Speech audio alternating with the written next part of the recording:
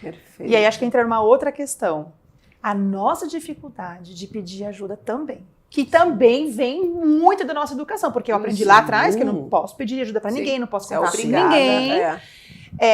E preciso me virar sozinha. E aí a gente precisa entender uma coisa que é... E isso eu aprendi às duras penas, gente. Porque eu sempre me senti obrigada a ser extremamente autossuficiente. Isso é muito danoso. Sim. E na maternidade é um peso insustentável pra mãe e pra criança. Sim. E aí eu entendi, às duras penas, que rede de apoio a gente precisa construir. Sim. Você precisa se abrir para amizades. Às vezes a gente acha que rede de apoio é só família. E eu vou te falar que muitas vezes, talvez... Tem uma pediatra aqui, a Vânia Gato, acho que é a Vânia Gato que falava que as pessoas merecem a rede de apoio, mas tem a rede de agouro. A família não tem a rede de agouro. Mas é isso. E aí eu precisei aprender e me educar a sair de um lugar assim, e olha só, uma coisa que aconteceu muito comigo. É na vulnerabilidade que eu me conecto com o outro, né? Sim. E, por exemplo, a gente se mudou há 1 ano e pouco para Curitiba. Recomeçamos do zero. E aí eu cheguei em Curitiba e falei pro meu marido, gato, a gente chamou de gato e gata, gato, a gente vai fazer nossa rede de apoio aqui, a gente não vai ficar nesse lugar de isolamento, sozinhos, isso não é saudável, a gente aprendeu a se isolar, porque seres humanos são mamíferos, a gente não se isola, mais uma vez, a gente aprende esse comportamento. A gente, até hoje, é muito normal falar pra criança que é um copo, ele é de vidro, filho, toma cuidado, porque se você soltar ele quebra e pode te machucar. Mas eu não falo pra criança, meu amor, você tá muito frustrado, você queria muito ir pra casa da vovó, e hoje a gente não vai na casa da vovó. Você tá com muita raiva, filho. Porque eu te disse, não, você tá muito bravo. A gente não fala, não nomeia. A gente não vai dar nome nas coisas, né? E se não fala, não existe. E aí eu não nomeio e não ajudo a lidar. Eu não penso com ele. O que é que te ajuda? O que é que te acalma? E aí tem um outro ponto que eu acho essencial, que é a gente lembrar que filho não é uma extensão minha. Porque o que me ajuda a me acalmar pode não ser o que ajuda o meu filho. Isso é verdade. Porque ele é diferente de mim. E a gente enxerga o filho como um legado, como essa extensão nossa. É tão violento esse lance do legado, ele é o meu legado no mundo. Porque a gente precisa entender o Daniel... Ai, gente, esqueci o nome. Andrew Solomon, o autor de Longe da Árvore. Ele traz em Longe da Árvore o conceito da identidade. Ele fala que é o filho. Esse livro é maravilhoso, ele é incrível, né? Preciso ler. Ele conta a história de 300 famílias, se não me engano, que tiveram filhos que caíram longe da árvore. A gente fala que o fruto não cai longe da árvore. Então ele só conta histórias de família que o fruto caiu bem longe da árvore. Então são filhos muito diferentes dos pais.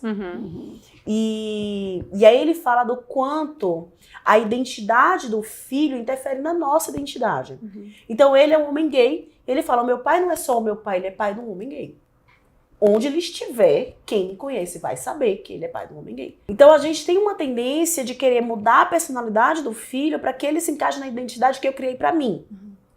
E aí, quando eu tô ensinando meu filho a lidar com as emoções dele, eu preciso lembrar que ele é um ser humano diferente de mim e, portanto, ele vai ter os recursos dele que eu vou ajudar, mas que nem sempre o meu recurso vai auxiliar.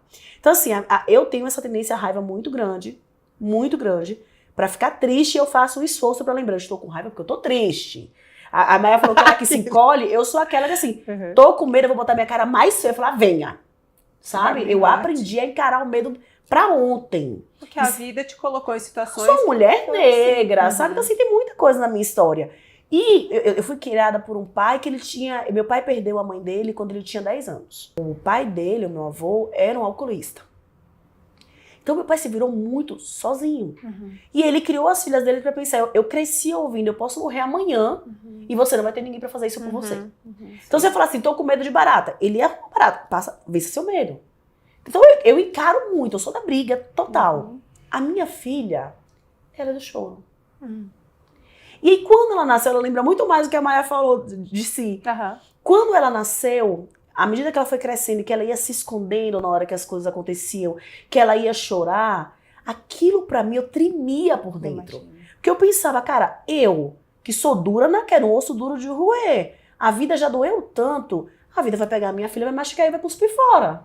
Então eu queria ensinar ela a sentir como eu, porque eu iludida achando que eu sou a grande régua do mundo. E cara, como foi incrível aprender a chorar com a Helena, porque a Helena me ensinou a chorar. Eu aprendi a chorar com ela.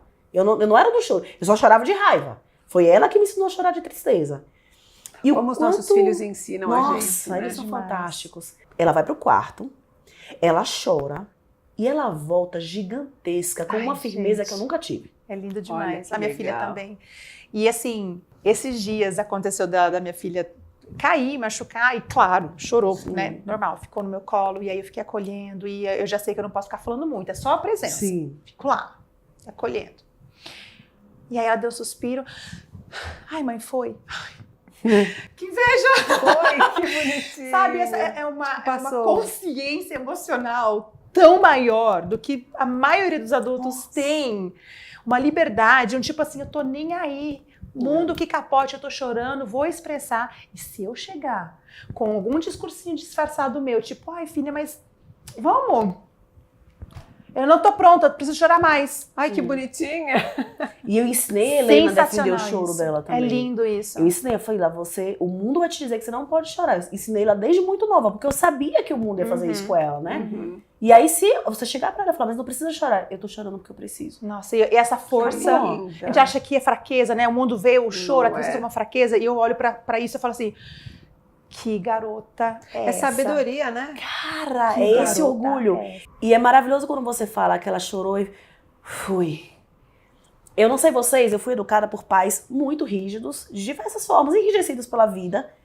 E a nossa geração, assim como eu, a grande maioria, parava de chorar assim.